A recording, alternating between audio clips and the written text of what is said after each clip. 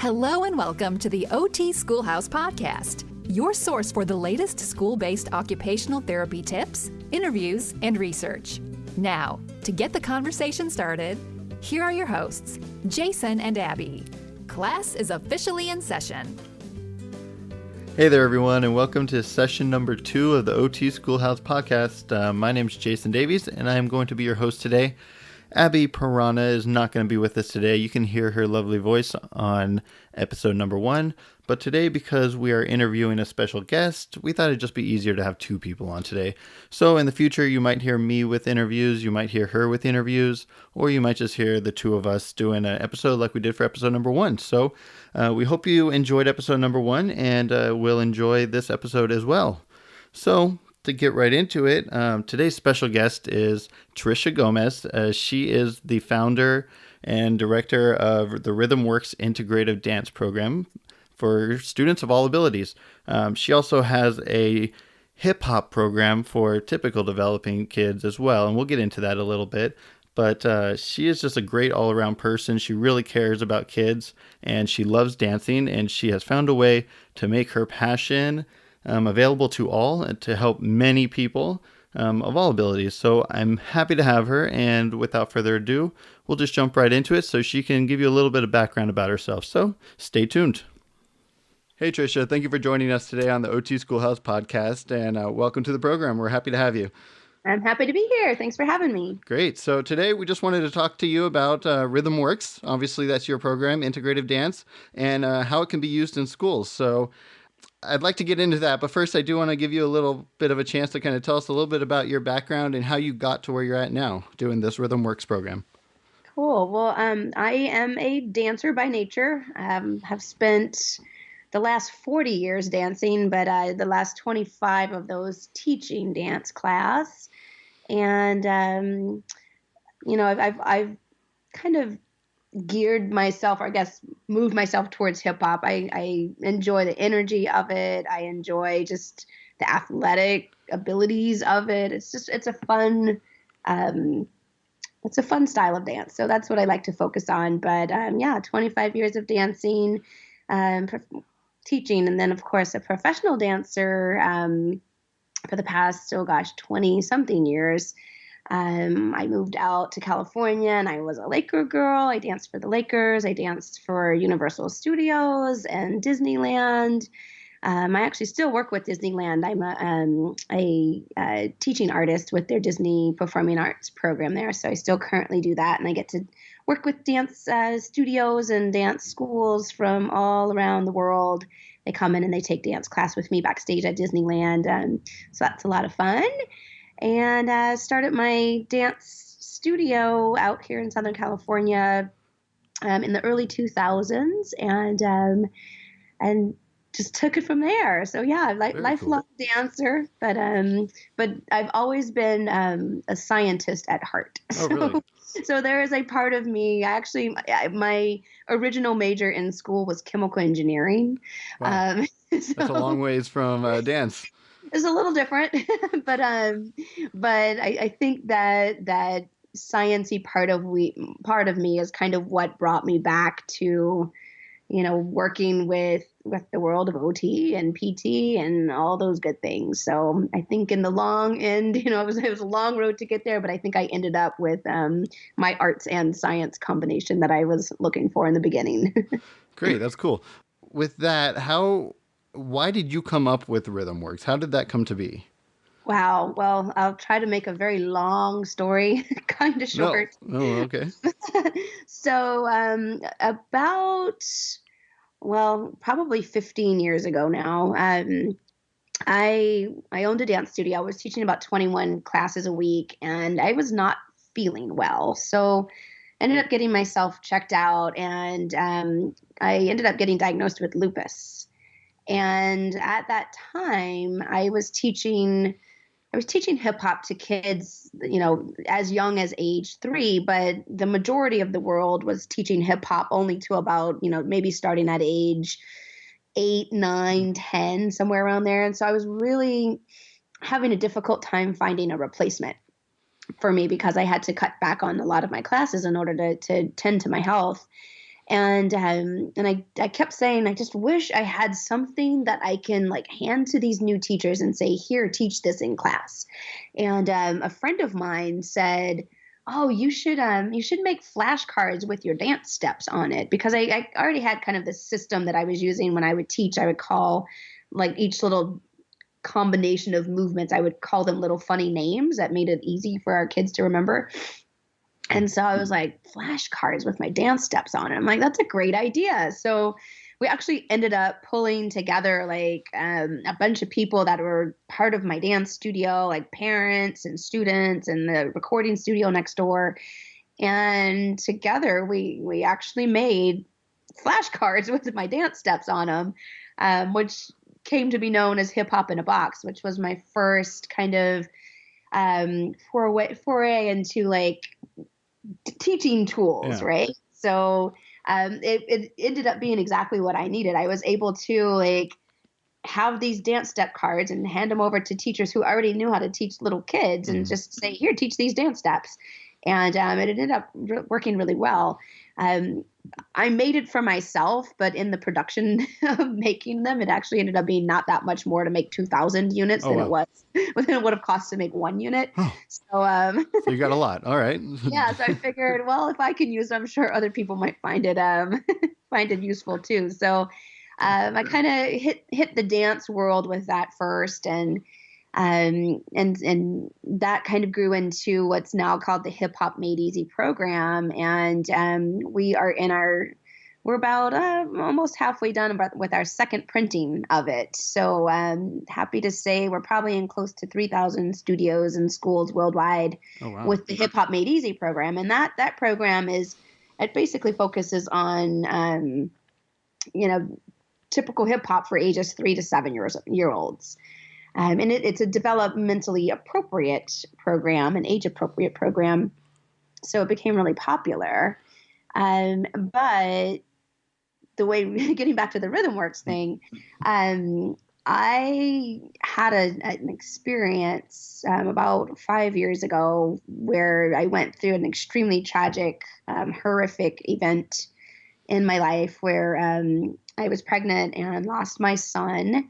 And about halfway through my pregnancy, I lost him. But during that time, I almost died as well. And through this one particular experience during that, I came out of that knowing that that I was left behind for a purpose, and that there was still something that I had to do. And then, you don't know what that is, and you're in a depression for a while. But once I was able to kind of come out of that, I just made myself open to, okay, what is it supposed to be? Just, send me the signs, basically. And everywhere I went, I would, either see the word autism, I would hear it, someone would ask me about it. And there was always a correlation back to the Hip Hop Made Easy program and autism. And that kind of kept going on for a while. So finally I started thinking, well, maybe this is what I need to do. Maybe I need to kind of develop a program that is helpful for kids who have autism. So I decided that I was going to do a year of yes. Yes, that's a good one. I like that. Year of yes. So, because you know how like someone will say, oh, have you read this book, or have you taken this class, or do you want to come out to a party with me, or you should meet my friend, I think you guys would really get along. But we don't want to go to the party, so we stay home. We don't meet the friend, we don't take the class, we don't read the book. But I knew that things were going to be put into my path so that I can figure out what it is that my purpose was for. So I decided, you know what, if someone's asking me and bringing this into my point of view, then I need to say, yes, I will do it. No matter if I don't want to or however much it costs, I'm going to do it. So I decided that I would start kind of looking around for maybe therapeutic modalities that might help me in my understanding of how I can better serve this population. And I came across a class online that was happening. It was called Integrative Metronome, which I think, it's, a lot of therapists use it. And I thought, well, that's interesting. It's rhythm-based, and what I do is rhythm-based, and maybe I can learn something. So went to the class, and it was a wonderful class. filled with, neurologists and OTs and PTs and all these like really smart, brainy people. And then like me, I'm a dance educator. And everybody looked at me like I was crazy. But when I told them what I was doing, I became like the popular kid in class. Mm-hmm. And everyone, like any break that we had, they were like, oh, not just autism, it's for every kid. And there's so many things that you can do. And there's research. And like everyone was just like bombarding me with ideas. And it was wonderful. But the girl that was sitting next to me in the course says, you know what? I would love to connect you with a friend of mine. She's an OT and she's a dancer too. And she might be interested in what you're doing. And I said, sure. Why not? Great.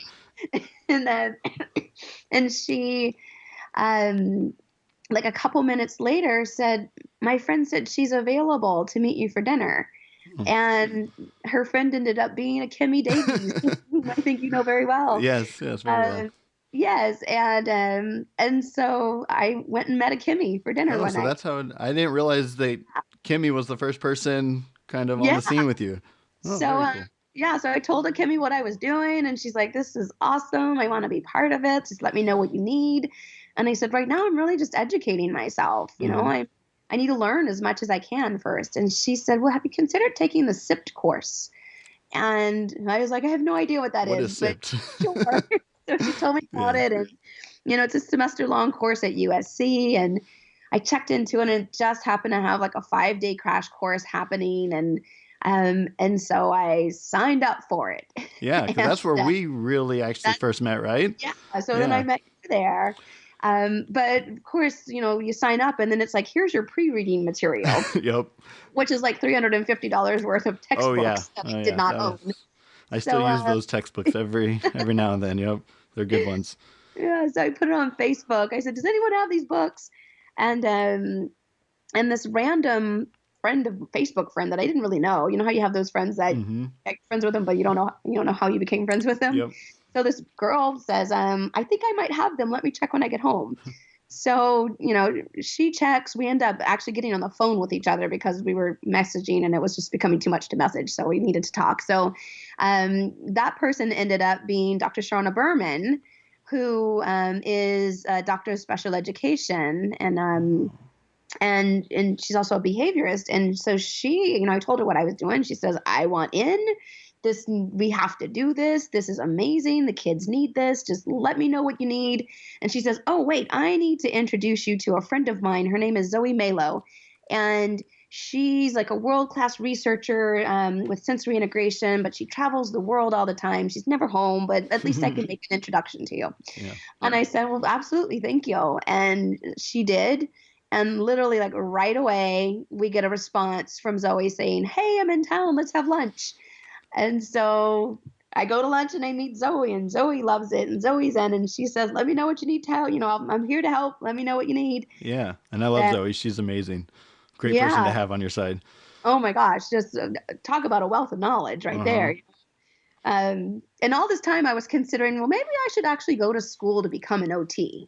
And I actually started looking into it, and I thought, you know what, I'm just going to surround myself with really smart people and kind of get, not necessarily go through the expense and the years that are required to become, the knowledge, but just get the knowledge from everyone. And anyway, so Zoe had worked at Pediatric Therapy Network, and a former student of mine, an adult student of mine, had worked at Pediatric Therapy Network as well. She was a physical therapist there. And she was actually, when Hip Hop in a Box came out, she was one of the first people who got it and gave it to, she got a grant to run a program, like a summer camp at PTN using Hip Hop in a Box. So I was like, I need to get back in touch with that girl. But she had moved away to college. And so, but I had her phone number, and I was like, maybe I'll just give her a call and see if I can still connect with her. And lo and behold, she answered the phone and told her what I was doing. And she was like, oh my gosh. She goes, you'll never believe it. I'm actually considering moving back to California, and I think this might be the thing to get me there. Wow. So this is Deborah Rothman, who also became one of my advisors. And so like this year of yes turned into this amazing compilation of geniuses that what we ended up doing was taking the Hip Hop Made Easy program that had been in existence for a decade, and we completely stripped it apart and rebuilt it, but rebuilt it in a way with purpose. So we would say, I would say, we do these things. And then, I had all of them in a room, and everybody would pipe in to say, well, that's helpful for this, and this is helpful for that. We would use that for this. And this, they kind of started correlating everything that I was doing to what they were doing in therapy and how it can support what they were doing in therapy. So, this whole entire program got rebuilt around these evidence-based practices in occupational therapy and physical therapy, ABA therapy, speech, like so many different elements, bringing them all together. But then we applied the music and the and movement to it. So I don't think I ever could have imagined what it turned out to be, and the good that it's doing for the people that are in the class, and not just the people that are in the class, but the teachers that are doing it too. It's kind of pulling all these different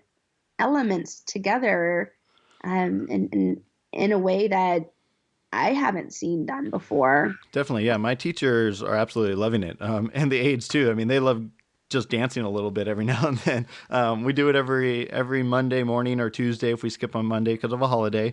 But both the teachers, the aides, and then of course the kids absolutely love it. One thing that I really like, I took the SIP course with you, and I know because of the rules and stuff, you couldn't completely finish it, but I did go ahead and finish it. And one thing that I've been struggling with over the last 4 years or so is implementing sensory integration in a school-based model, where we can have kids integrated in academics and not pulling them out from their classroom. And I feel like your program really helps with that because we can just kind of do a whole dance program. And for instance, our kids, they have their breakfast in the morning in the cafeteria, and then we transition right from that into the dance to Rhythm Works dance program in there for about a half hour. And so we have this wide open space in the cafeteria, and we start off with the rhythms and stretches a little bit, and then we jump right into, today we did the zipper dance move, which, is that jumping up and down a little bit and getting your hands down on your knees, which was awesome. And also what I like about the program is that you have it set up for that beginner, intermediate, and advanced level. So typically I'm in that beginner level with my kids.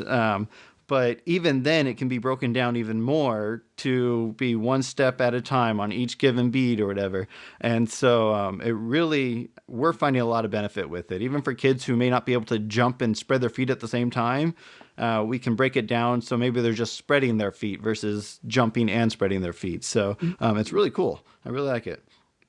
Thanks. We like it too. Yeah. And I think, even like the Rhythm Works or the rhythm lessons part of it. Oh, definitely. Provides an opportunity to kind of bring in concepts that the kids may not be fully understanding yet in the dance portion of it. So if someone's having a difficult time crossing their feet and then opening their feet, we can actually take that into the rhythm lessons section where we're doing kind of drumming with our hands and doing unilateral movement where we're crossing and then opening and crossing and opening. And then we transfer that to lower extremities while they sit. And then, once they've mastered that, then we stand them up and we do unilateral and then bilateral movement so that they start to build the concept of what does it mean to cross the midline? How am I supposed to do that? Mm-hmm. Teach it with arms first and then feet and then full body. And, these kids are, within, 10, 11, 12 weeks, making so much progress on a wide variety of things. It's really cool definitely. To see. Yeah, we had one kiddo who was, he was supposed to spread his legs, but all he was doing was like opening up his knees. So you can just imagine his little knees kind of going out, but his feet are still together. And so, but 3 weeks later, now he's got it and he's opening up his legs all the way and closing them. And yeah, so you're right. It really helps. And it's just got that intrinsic motivation factor. I mean, kids love to dance. They love music. And, the sensory aspect you can't deny is a big part of learning in general. So they need that structured sensory play. Absolutely, yeah. So man, I did not realize how your whole team came to be developed. Through the course, I loved it because you had all these people that kind of taught their specialty, whether it be the OT, the ABA, even the speech, as well as yourself. And that was just a big part of the course that I know I really got a lot from, not so much. I had a lot of the OT side of it, but not the behavioral side of it. So my question to you is, if someone were to take this course that didn't have that background, what kind of information are they going to get by taking that course?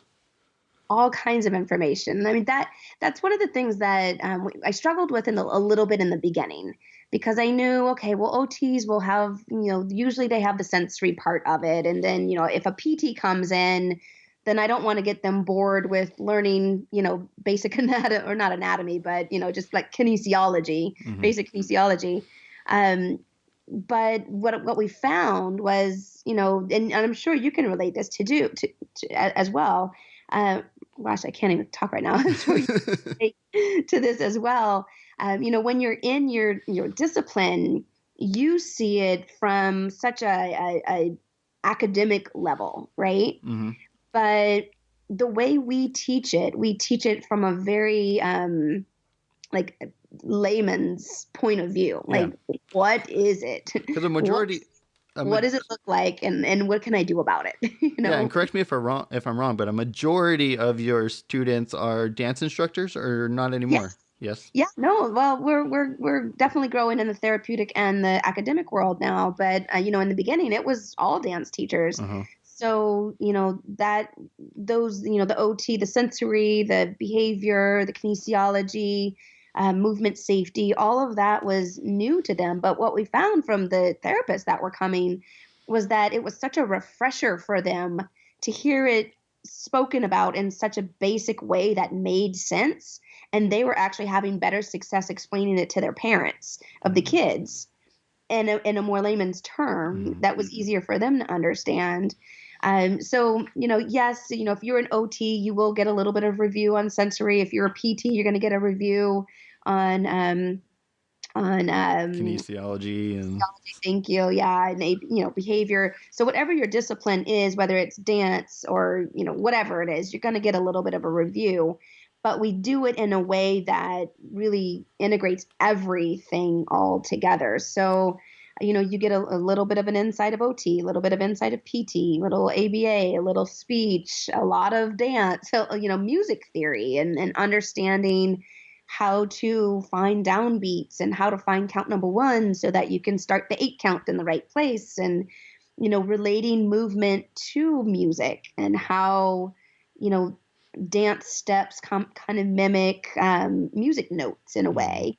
And so it's a far-reaching course that covers many, many, many topics. But, by the end, you really start to see how it all comes together. And actually, one of the last things we do in the course, and this, is we give you a sample student and all of his therapy goals, which are quite a few. And what we have the teachers do is, or the therapist is actually come up with a dance routine, of a short 4-step dance routine that uses movement that assists in either achieving certain skills necessary to, I think one of Johnny's goals is walking downstairs independently. So we look at, what kind of skills are involved with that. But Johnny's also a vestibular seeker. Yep. So what kind of movement can we put into the dance routine that, Johnny can get some more intense vestibular input in a constructive way, as opposed to doing something that's more destructive or distracting. So, it just brings all kinds of disciplines together into something, like you said, that's just intrinsically fun and motivating, and it's hip hop. So it's cool. Even our older kids who are doing it, we've seen, socially, their social skills are increasing because now they have something cool to talk to about, talk to the other kids about. And, when you're in high school, you're going to dances and things like that. And, as much as I love ballet, you don't go to a high school dance and do ballet, you kind of do your hip hop. You're moving and grooving. Yeah. So it's actually practical in life as well. So definitely. Yeah. Very cool. Man, my thought just left my head, but real quick reminder, everyone can take this course, right? This isn't Oh, specific to therapists and dance instructors. I have had a chef come in to take the class with me because they do classes for kids who have Down syndrome. So they wanted to just learn a little bit more about it. And I've had grandparents come in and take the Oh, class wow. Very cool. because their godchild or grandchild has whatever, and they like to dance, and so they wanted to do something that was a little more productive than just kind of bop around. So yeah, you name it, they've been in class. Wow. And what's really interesting is some people go, oh, no, I'm not a dancer, I could never do that. Right. And I'm like, wait, well, can you put your pants on? Because one of our moves, like one of our moves is called put your pants on, and if you can put Yes. your pants on, then you can do this. If you can crack a stick over your knee, at least go through those movements, then you can do hip hop. Like, it's not hard. If you can do a high five, that's one of our dance steps. It's, people I think overthink it, but it's really, the movement is simple functional movement that you would see or in your daily life or do in your daily life. And we turn the like movement of brushing your teeth, that turns into a little dance step. And so anybody can do it, whether you're a dancer or not. And what I found is that some of my best teachers are not dancers. Mm-hmm. They are wonderful therapists, and they're really great at showing the movement, but they're also really great at recognizing if there's any kind of maladaptive movement patterns, or if they're using if they're favoring one side to the other, or if they're favoring internal rotation as opposed to external rotation. They kind of have the understanding of, okay, I need to do this set of things in order to either create opposing, strengthening opposing muscles, or they have that task analysis kind of thing going yeah. on. So they, so we've seen some wonderful things. In fact, we have one of our teachers is an OT. She works in the school system in New York, and not a dancer at all, but she's just a joyful person. And so she started teaching the program in one of her classrooms, and they were having such a great time and seeing great improvement that they rolled it out to 6 other classrooms in the school. And then her district supervisor got wind of it, and the district supervisor wants it rolled out in more schools in their district. And the one thing that they noted that they saw was improved handwriting from all of the kids, everybody, because you're strengthening all the the postural support muscles, and you're working on fine motor, and you're working on crossing the mid-range, and you're working on mid-range control, and eye tracking and eye stabilization, and all those things that go into handwriting. Yeah, there's a lot. That you need to work on it. We Definitely. Way. So well, I've been repeating myself in IEPs lately, just saying a lot of people don't realize how much goes into handwriting and all those skills that you just mentioned, everything. And without those gross motor skills and everything before fine motor, it's not going to happen. So that's what's great about your program is that it incorporates everything. I really like it. You hit on my next topic a little bit, which was the New York thing. I know that's kind of blown up a little bit. You're seeing the handwriting improvements. Is there any research in the works or anything like that? Or you're kind of... Oh, funny you say. I honestly didn't know. I'm just asking. I thought maybe. We just had a group of students from Stanbridge College do kind of an informal study on the program and the benefits of it. They did blind surveys with some of our certified teachers, but they even went so far as to surveying the parents to see what the parents started realize, to see any differences that the parents recognized outside of the dance class. Do you know if they use a sensory processing measure or something like that, or was it just an informal? I don't know what they did. I know that it took them a very long time to get it set up because there were lots of board approvals and all kinds of rules that they had to follow. But I'm really hoping that that's just the start of it. I would love to see someday an official major research project done on it, because I really do see the benefits, and the people who are doing it see the benefits. So it's, I'm not making it up. No, you're not. There's things that are working, so Yeah, I would today love I'm pretty sure your dance move helped me teach I think it's a fifth grader with autism how to give a high five. And like that's the nice. thing. It's just, it really does help. I can't, sometimes you can't lose the words a little bit, but just between all the sensory stuff going on, the internal motivation, the gross motor skills, all coming together with the music and rhythm, it just works. And so I'm glad that I've had the opportunity to discuss this with you. And I don't.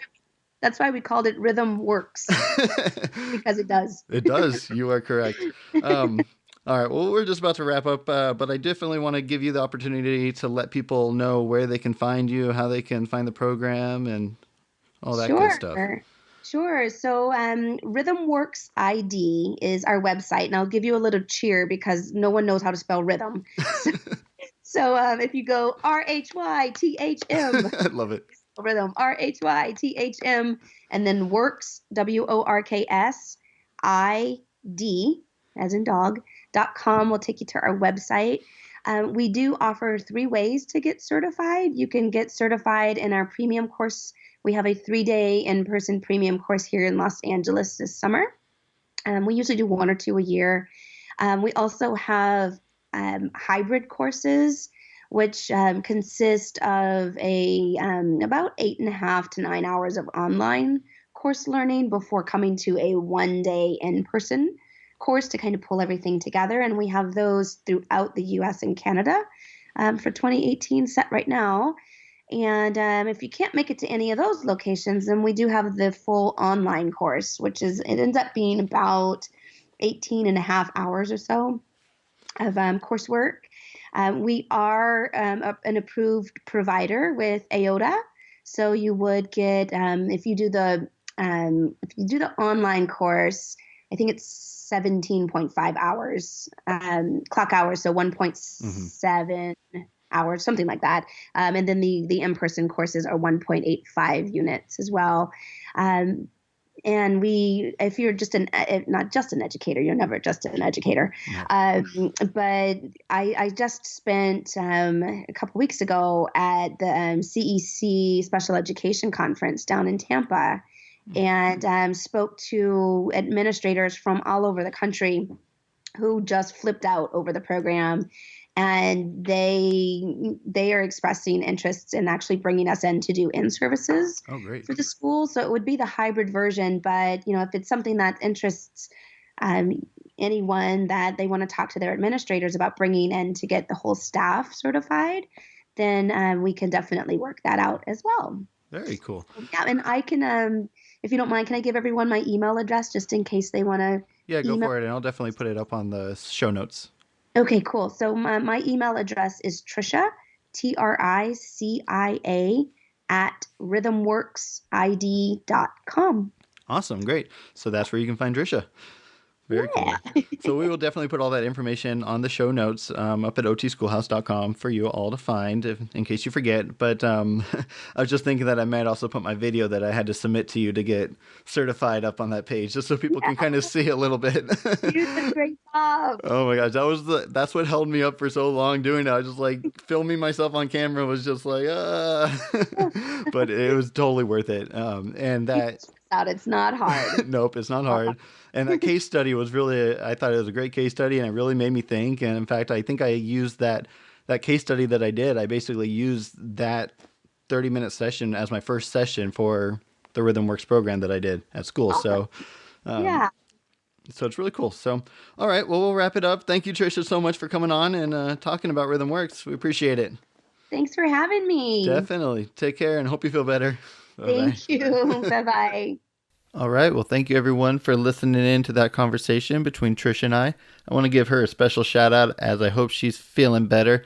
She had a little bit of a cold while we were recording that, but she was a trooper and I'm glad she was able to get through because I wanted you guys to hear that so badly. It's such a great thing that she's doing. With that being said, I do want to say If you would like more information on RhythmWorks Integrative Dance, you can either reach out to her at rhythmworksid.com, or you can see the show notes, and we will have a link there for you to that website. Feel free to also give me an email. I'm using that program currently in my program at school, so I have a little bit of insight, but definitely reach out to Tricia. She's fantastic.